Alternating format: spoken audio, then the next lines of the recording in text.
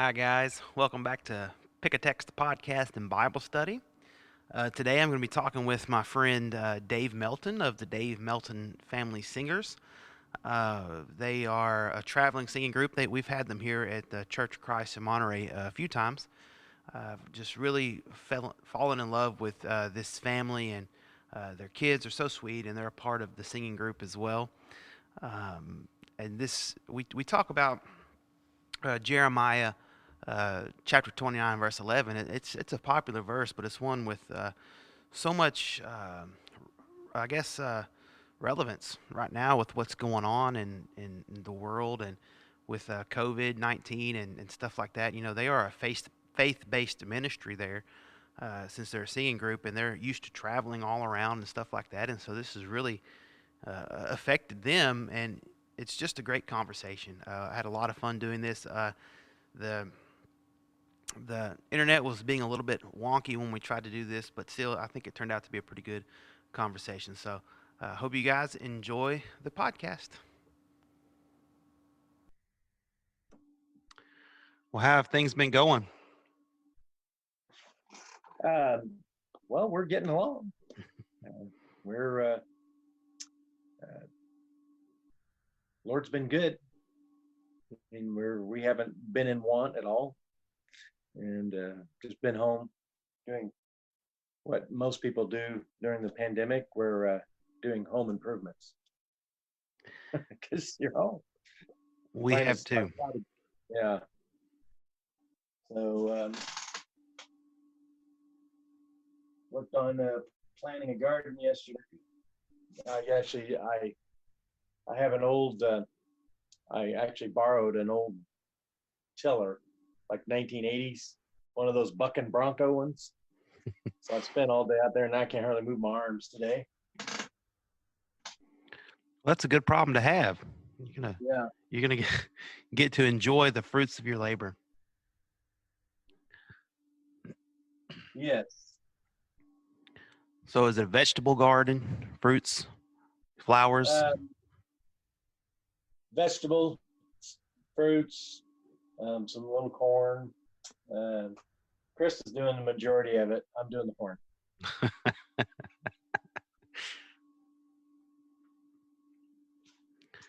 Well, what's it like not being on the road? Well, it's different. I mean, this is the most time that I've spent at home in 7 years. We are used to being out at least every weekend. Over the last 3 weeks, we've been doing the praise and worship for our churches, Westport Christian Church, for their they have a drive-in church. We go to the high school and set up in their big parking lot, and so we've been doing that. So we have to go on out like normal and set up the equipment and do everything. And the last 2 weeks have been in the rain, of course. Well, three. I've done four of them, and three of them have been really rainy.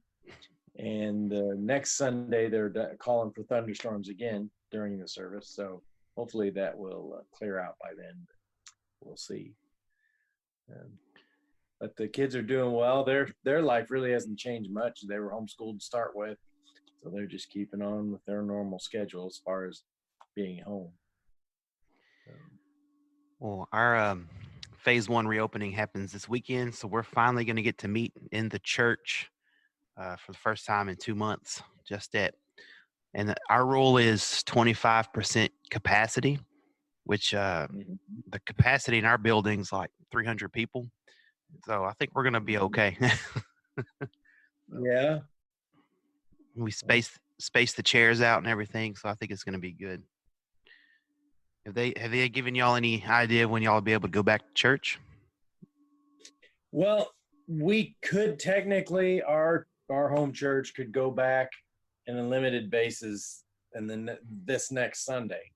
But our church has a really good problem. The building crammed will seat about 210, and that's about how many people we have in our congregation. And All right. so we've been at two services for the last 6 months, but it would take probably 4 services to seat everybody in the auditorium and still be within the guidelines. And so they're just going to continue with the drive-in church at least to the end of the month. Did you pick out a text for us? Yes. Excuse me. I don't know.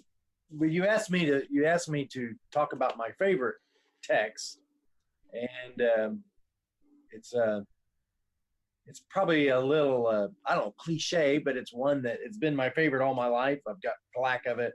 It's a popular one, and I know it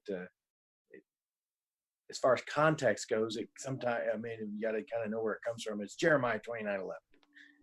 I do realize that it was originally written to the people who were in exile, but it just speaks to me, the verse itself, about how God has a plan. Of course, it's for I know the plans I have for you, declare the Lord, plans to prosper you and not to harm you, plans to give you hope in the future.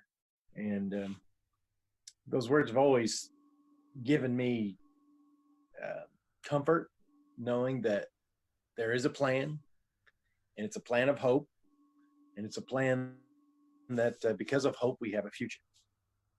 And so that's probably one of my most favorite as far as the ones that I just get a lot of comfort from. But there are, of course, other places throughout the scripture that can give you a lot of encouragement and really keep your heart going. So Yeah, and I think that's something that's definitely needed right now. Because with the economic thing that's going on, and the virus and all that, and where we live, like in our parish, it hasn't necessarily been that bad, but the economic stuff is just killer. People not being able to work and stuff like that. A lot of our people are farmers, but there are people that work in the service industry and stuff like that, and they've been laid off, and that's really good hope. Offers really good hope for someone in the midst of a trial like that, because some people didn't even get the stimulus check like they were supposed to, and so where's your next meal going to come from? you can count my family in that category. Yeah, But I'm not. When this all started, I mean, when we realized, first of all, I thought, well, maybe we'll be off until Easter, yeah, Resurrection Sunday, and so that had been a month for us. But we can't go. We obviously in the gospel singing music, our ministry is on the road. Now we have since over the last month and a half, 2 months, started doing something that we should have been doing all along, as far as doing some more of the video thing and doing some live streaming and things like that, which we actually had live streamed a Christmas concert in December. And so we kind of had it sort of set up, but everybody, including yourself, is getting a lot of practice on this tech end here, trying to get all that set up and get it out when it's supposed to be out, and make sure it's not glitching, and make sure your internet. We found out that Sunday morning doesn't work for us because so many people are live streaming that it's very glitchy on Facebook. And so we've been doing some live stuff even before we were going to the church, being presently physically at the church in the parking lot doing our drive-in church. We were trying to do some live stuff on Sunday morning and realized that it was just too crowded. So we went to Wednesday night, and it was a little crowded then too. I think Facebook has improved greatly over the last month on their streaming too, because they realized they were lacking, but it's getting better. So anyway, we're now trying to do one live stream a week, plus release a video or two a week. But we are basically our next scheduled concert is in the middle of June, and there's only 2 dates that in June that haven't postponed. God's people are good, and most of the things that we I instead of putting canceled on our schedule, I put postponed because that's what they were. We either postpone until next year, exact same time, or to I moved a lot of them to October, November. But there are a lot of people out there, a lot of churches out there that are still a little skittish, even about the fall because of this thing. They may shut things down for a little while again. So even though I moved a lot of things in the fall, we may have to move it till next year. So I don't know. This I'm not a fearmonger. I'm not one that believes that God has lost control of His world, which He has not. I do believe that there's a reason why the whole world has taken this real seriously. I mean, even um, I follow a couple YouTubers, some in the other countries, in China, of course, one guy in India, another couple that are driving through Africa, and it's the same way everywhere in the world. Everywhere, it's the same way. All the countries are taking this thing very seriously. Um, I know that the survival rate is a lot higher than they originally estimated. I do know that when it does hit an area, it hits everybody at once, and that's why they're worried about overwhelming the hospitals. But I do think that our country has kind of got that in under control, and I think that it's time to that now it's safety wise. I think it's more dangerous for our economy to not come back than it is for this virus to come. I think more people are going to die from starvation or from depression or whatever this thing is going to cause because of lack of job, lack of family. Uh, Personally, I know 3 people in our area that have dealt with it. They've all survived. One person actually passed away from it. My kid's voice teacher's father, but he was in nursing home in an Alzheimer's ward. And it was, Krista said it was a very sad story because he got out of his room. Because he got out of his room, they and got out of out of the facility. When they brought him back in, they had to take him away from his wife and isolate him for 2 weeks Wow. because he had been outside, and he was fairly cognizant I mean, he was having trouble, but his wife was his hold on earth. And when they took him out away from his wife for 2 weeks, he passed away before the 2 weeks were over. And they, of course, they put it down as a COVID death. He did have COVID. They did, at least that's what they told us that he had. So, I mean, this thing is hard on the older generation, especially those special needs people, because of this very thing. It's taking them out of their comfort zone, out of their routine, and a lot of them are passing away just from being lonely. And Yeah, so, that depression thing, very real.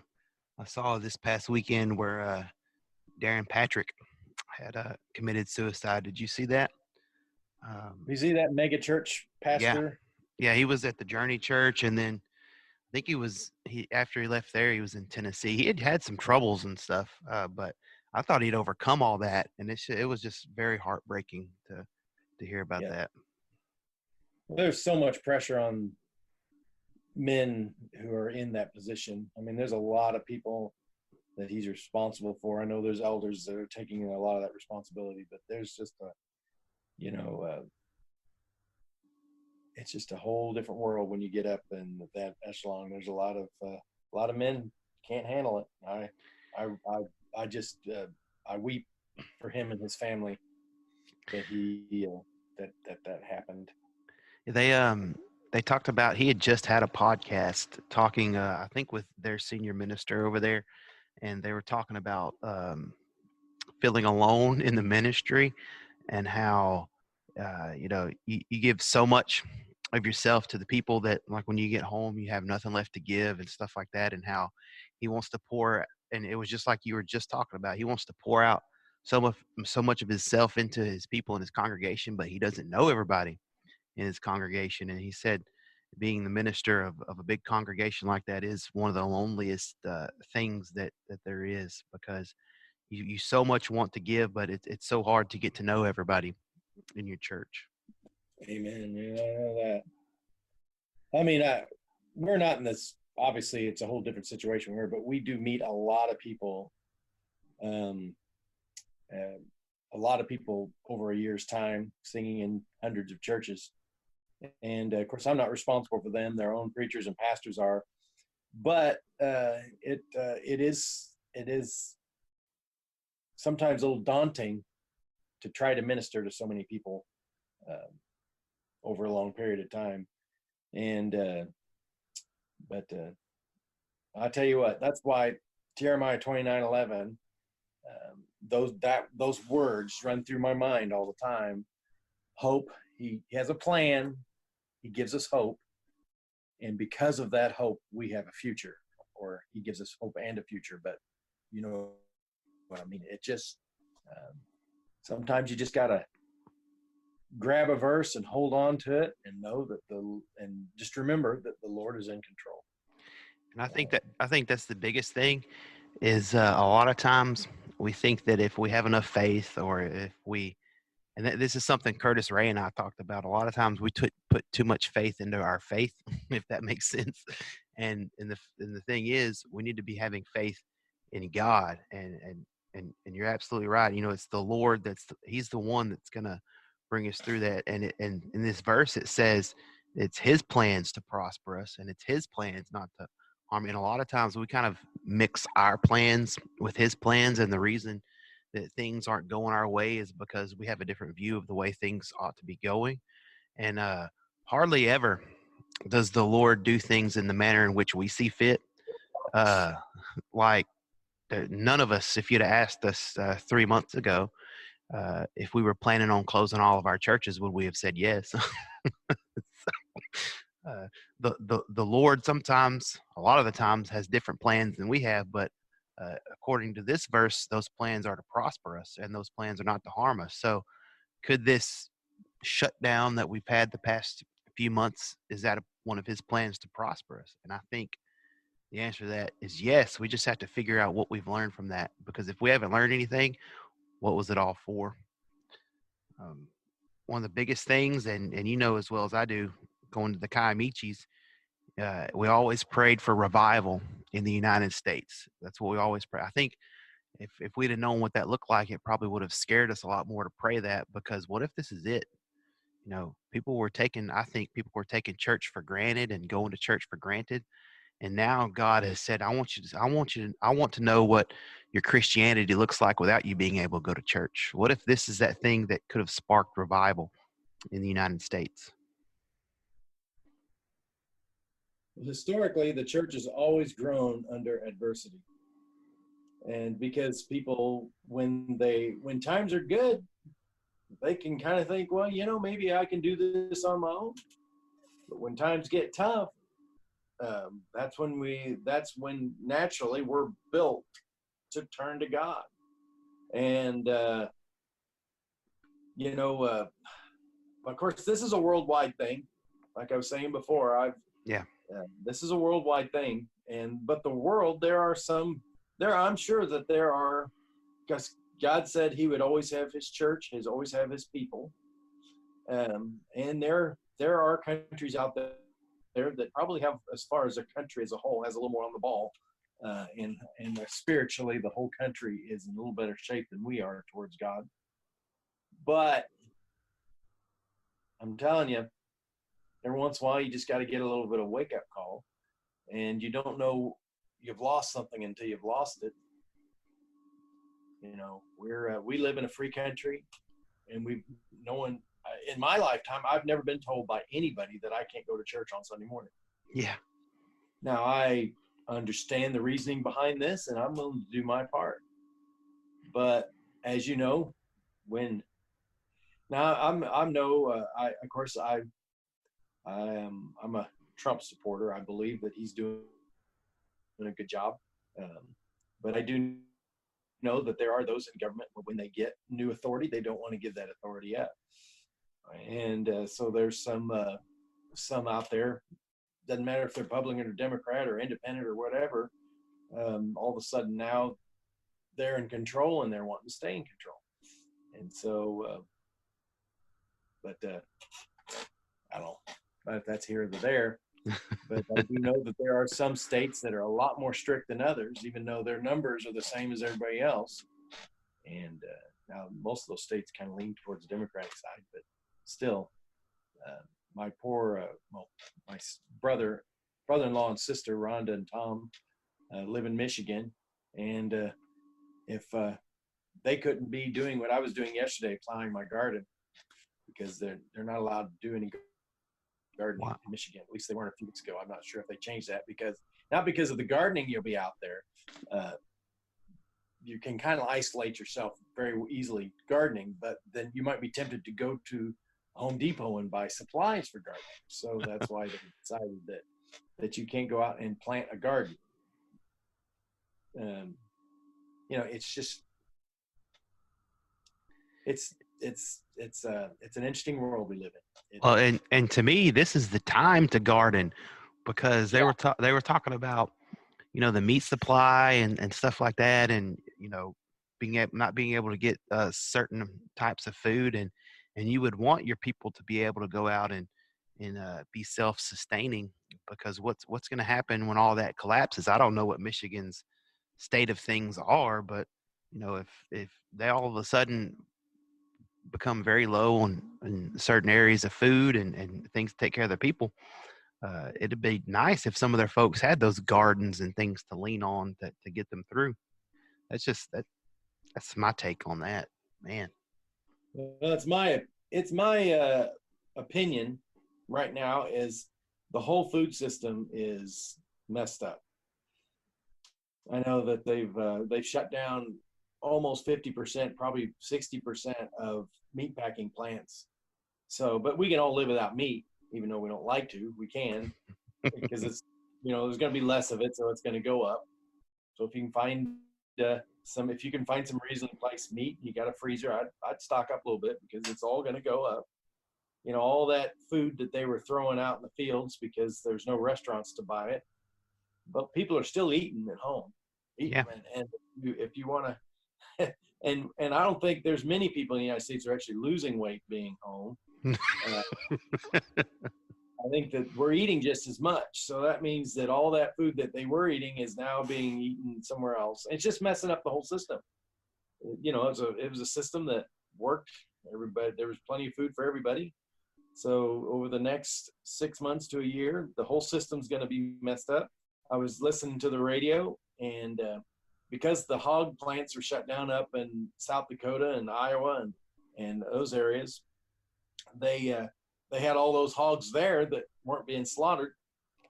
So they can keep them there for a while, but what are they going to do with all the hogs that are in the pipeline? So what they did was they had to go basically give birth control to all the pigs to keep them from having babies. And so there's a whole generation or two or three of hogs that aren't being born. So once they process all that stuff, there's a 2 or 3 month gap in the system. So there's your supply and demand. Even though when they get it started, they're not going to have pigs to slaughter. I've got a friend up in Iowa that is in that business, and he's worried. Actually, he's in northern Missouri there, but right on the Iowa border. So. Well, we can deal with a lot of things. We can deal with them taking away certain rights, but once they start messing with the bacon, man, that's right. that's. I mean, eventually it's going to get back to normal. But we in this country, we're just not used to going without ever of anything. I mean, up until the toilet paper, the big toilet paper shortage of 2020. I've never gone out and not been able to get what I needed when I wanted it in this country. I mean, if you're reasonable on it, I'm sure you could find something that they don't have. But we were out there, everybody scrambling for toilet paper, even though nobody uses any more toilet paper than they've ever used. So that means someone's got a garage full of it somewhere. And saving up for college, I guess. I don't know. That's right. And so And that's kind of worked itself out. I mean, I can go to Walmart now or Dollar General, and they have toilet paper on the shelves. So, of course, no one's buying it now. So, But they all have it at home. yeah. Well, it's scary to think though how great it was just a few months ago. Like the statistics and the numbers going into, I remember, and I guess the marker for it would be Trump's State of the Union address back in February or January, Mhm. whenever that was, and just the things that were happening in the country, and the unemployment rate was as low as it's been like since World War II, and now it's as high as it's ever been since the Depression. And it's crazy to think how far we've come in just a few months, how great and sustaining the economy was. The stock market was closing at record highs every day, and price of oil, and people were going to work, and stuff like that. And it all was just a perfect storm of mess to happen all at once, to where it's just all completely opposite of what it was just a few months ago. It's scary to think that something like this, and in the grand scheme of things, COVID-19 wasn't relatively that bad. Like you said, the survivability rates were better than we thought, and stuff like that. And so, what's going to happen when something really bad hits? That's that's that's what's scary to think. Well, I'm thinking I'm looking on the half full side of this here. We've we were caught completely flat-footed on this. Yeah, Now, when if something really, I mean, if the Spanish flu, which was 100 times worse than this thing, or something similar to the plague, or I mean, if you're, of course, we live in a time of great miracles of medicine and things like that, but um, they had a plague go through Europe, obviously, in what was it, 1600s, or no, it was less, 1300, something like that. I'm not a historian. That wiped out almost half the population. And it can happen, and has as it has happened. But now we are prepared. I mean, I don't know about you, but there's probably going to never be less than 2 or 3 months worth of food in my house. It might be cheap food that lasts a long time, like rice and beans, but there's going to be food in my house, yeah. um, and we'll cycle it through, just like a grocery store will. We'll just keep more of the grocery store here, and I've learned some lessons in this. We're planting a garden this year, not necessarily because we haven't done that in the past, as we haven't had time. We've been gone too much. Well, this summer we're going to be home more, but we're going to plant a garden, and we're going to try to be a little more ready for another situation. This may, they say, I mean, I don't know if it'll be any more deadly in the fall than it is now, but if this, historically, these kind of viruses go down during the summer, surge back again in the fall when the weather starts getting cooler. And so they may come out with, okay, you know, same drill. Let's go, stay home for a little bit. So uh, hopefully that's not going to happen. I'm anxious to get back on the road and get back to singing and being in churches like yourselves there, which by the way, I think we have one on the books for the first weekend in 2021, Let's do the it. first Sunday. And so we're looking forward to that, and plan on being there. We're going to have a grand old time singing and praising God. So, I think that you kind of hit the nail right on the head with this verse, because it says there's one part that I think that we kind of misinterpret, where he says plans to prosper you. In America in 2000, and I don't know if you could say 2000, but in 2019 especially, plans to prosper you, we thought that meant he was going to bless us with money, right? He's going to give us more than we could ever need and want, and that's what prosper to the American means. Maybe kind of like what you were talking about, prosper us now. If you take a look at it through our 2020 glasses, he is preparing us for to be able to be self-sustaining and self-sufficient and stuff like that. Because if I've read this book right, um, and I've read the last chapter and I know who wins, but if I read this book right, things are going to get a lot worse, right? Things are going to get pretty tough, especially for the believers. And if this kind of action can be taken towards the churches with very good intentions, because let's face it, there was the best intentions in this because we wanted to not overwhelm our emergency departments and stuff like that. But whenever things finally come to a head, and I don't pretend to be an expert on end times theology and stuff like that, but I do know that there is going to be considerable action taken against the churches. And if this is something that could happen, with good intentions, what's going to happen whenever it's not so good intentions? Maybe this is a way that the Lord he's used a situation like this to get us ready for that. Amen. And I mean, you can look at any situation and look for the positives and the negatives. And, positive. Now, my family and your family, you're used to being together. You spend a lot of time together. Your work is just a few hundred yards from where you live.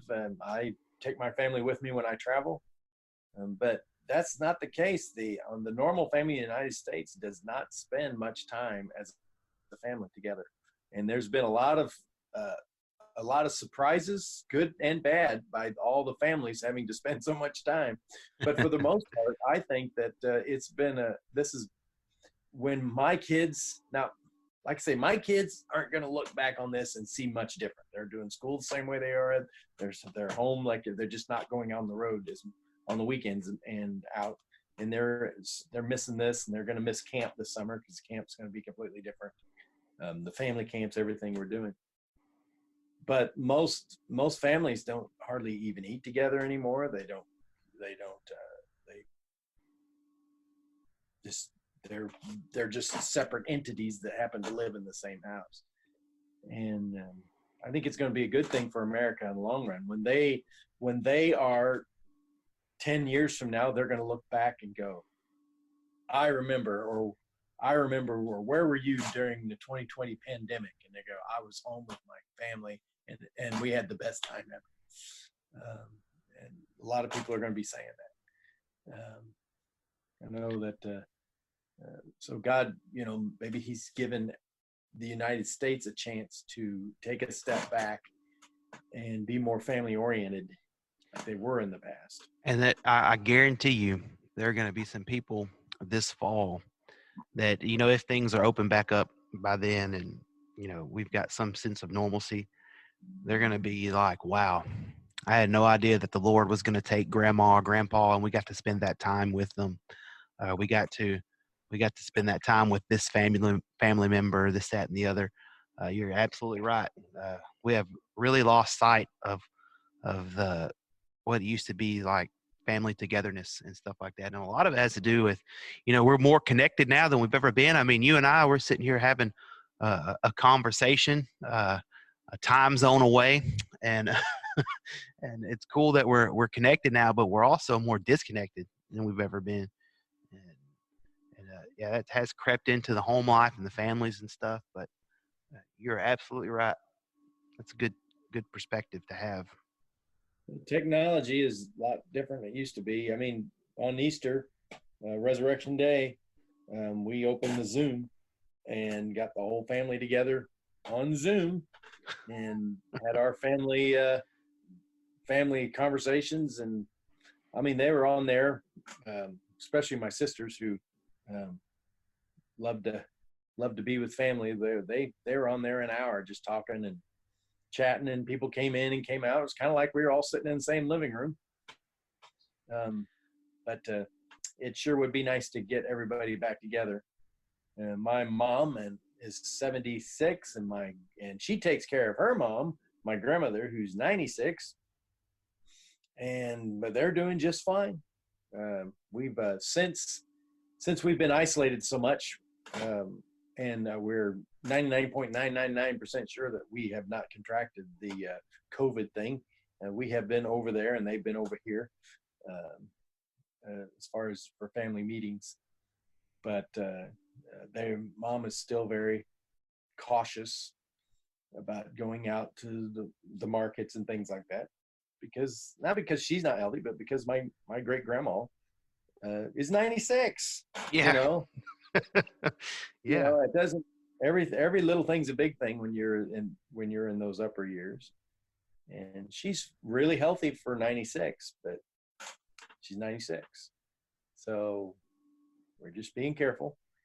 Um, you they say it's a 99% or 99 point something percent survival rate, but if you think about it, and you got a church of, say, our church is 230 people. That's which one or two are you going to pick? Because Yeah. statistically, that's the way it goes. And so that's why we're being cautious. We're being cautious because of the most vulnerable of our society are the ones affected.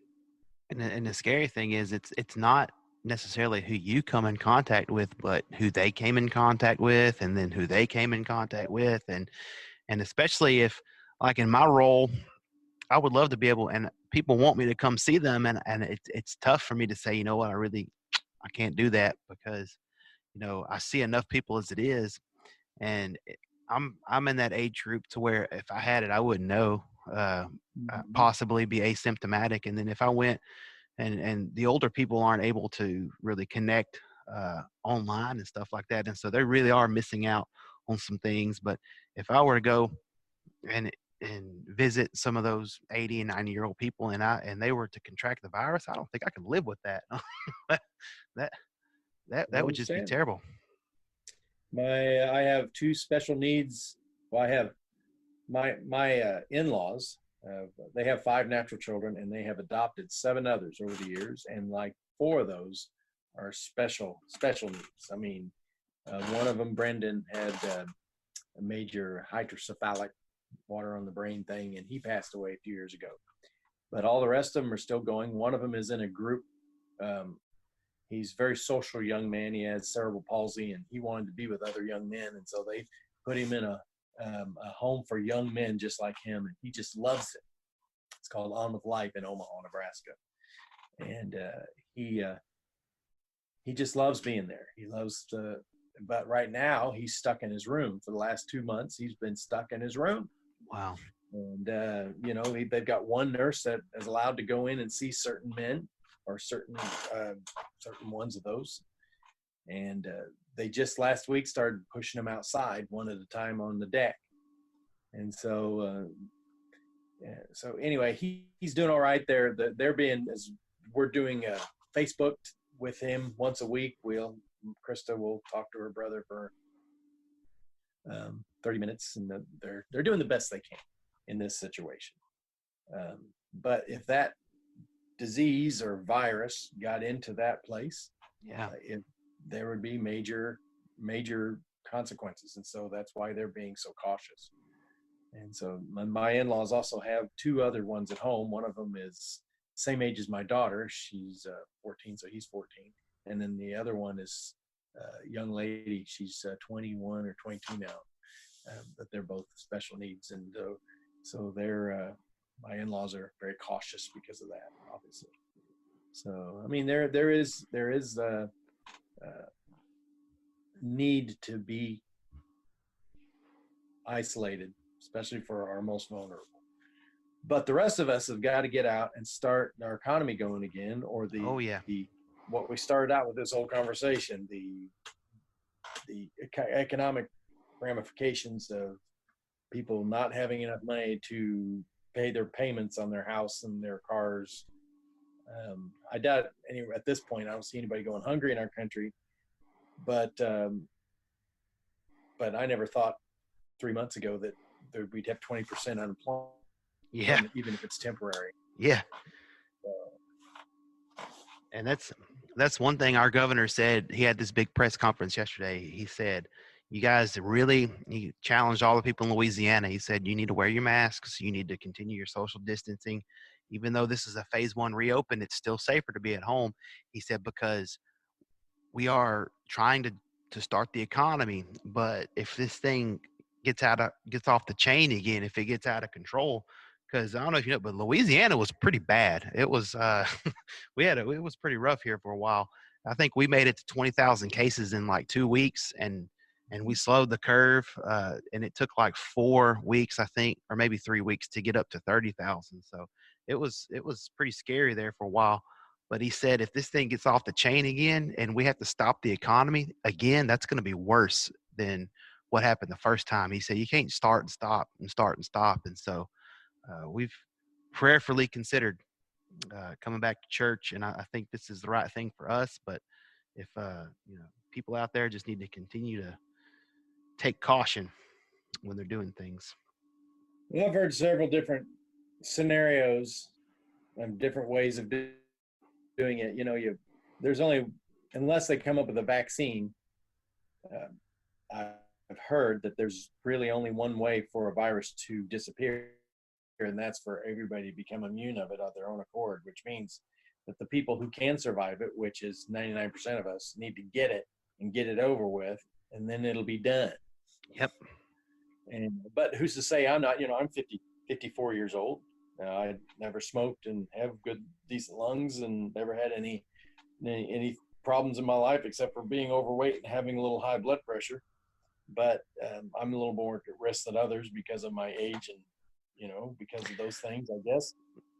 But for the most of us, that's when I was a kid, if when someone and this really happened when one of us, there was five of us, well, four when I was real young. One of us got chicken pox. Mom had the rest of them. Okay, go play. Mix it up. Let's get it done. Get everybody get it. We'll all be miserable together for about 2 weeks, and then we're done. There you go. Nowadays, she would be called into protective family services or whatever they call it. DFS would you be unfit to parent. Yes, that's right. But we all survived. So, yeah, that's a whole different world we live in, and I understand that we need to protect our young, and we need to do that. I do think that those who are the most militant about some of that things are completely blind about others. Like, they don't want children to get COVID because they might die, but it's okay if you abort the children before they are born. That's no problem there. So, I mean, little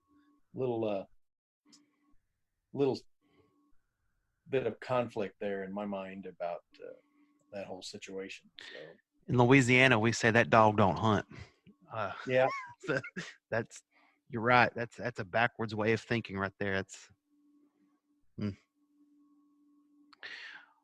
Well, man, I appreciate the conversation today. It was really good stuff. Do you mind praying us out of here?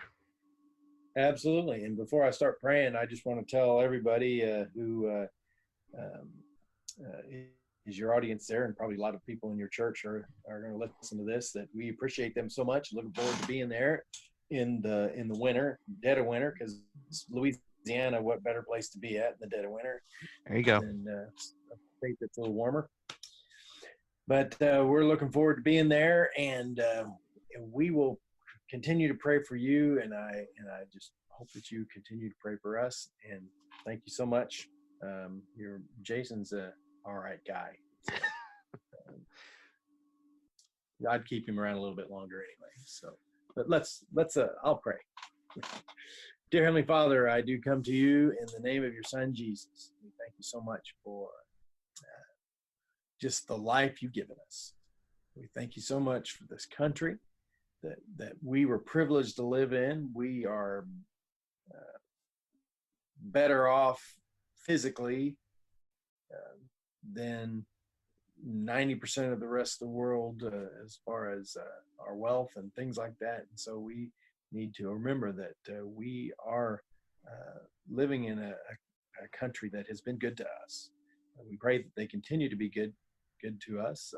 I know that there's always issues, but I also know that you are in control, and that we as the church will always be viable here in the country.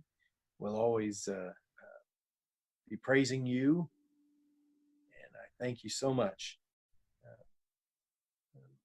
that you've given us the privilege to be here. I also pray for Jason and the church there in Louisiana. I pray that they continue to be a part of the community there, to be a light in the community. Um, Pray for Jason and his family and those three beautiful children that he's got there. Um, his little wife. Pray that they stay healthy and continue to bless the church. Uh, Thank you for my family, and I pray that we can get back doing what we love to do, singing on the road, as quick as possible. Um,